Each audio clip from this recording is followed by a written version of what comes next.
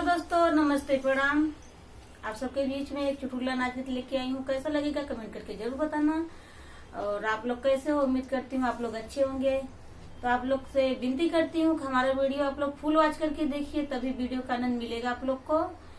और ये हमारा गाना कैसा लगा कमेंट बॉक्स में जरूर बताना। मेरा चैनल है सीमा रंगत, सर्च करके जरूर देखिएगा।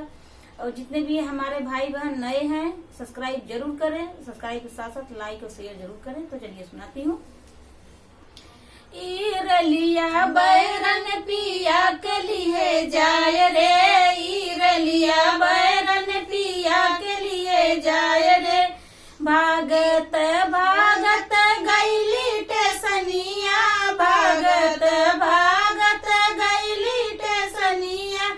ईरलिया छूटत भागत चली जाय रे, ईरलिया छूटत भागत चली जाय रे। घर ही छूटल बाबा लम्जी का चश्मा, घर ही छूटल बाबा लम्जी का चश्मा। ईरलिया बैरन पिया के लिए जाय रे, ईरलिया बैरन पिया के लिए जाय रे। ईरलिया बैरन पिया के लिए जाय रे।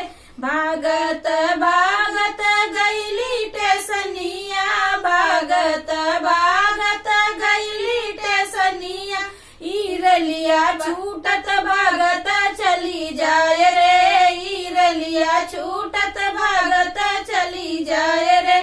घर ही छूटल बाबा लम्जी का फोन, घर ही छूटल बाबा लम्जी का मोबाइल।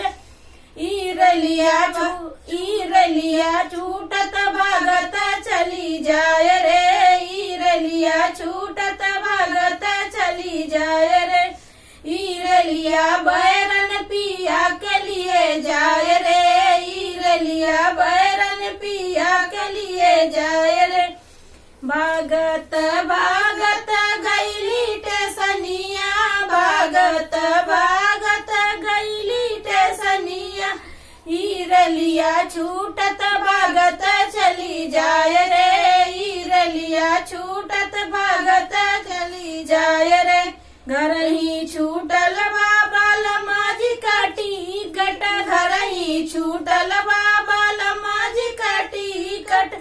ईरलिया पकड़े बालम के लिए जाय रे, ईरलिया पकड़े बालम के लिए जाय रे।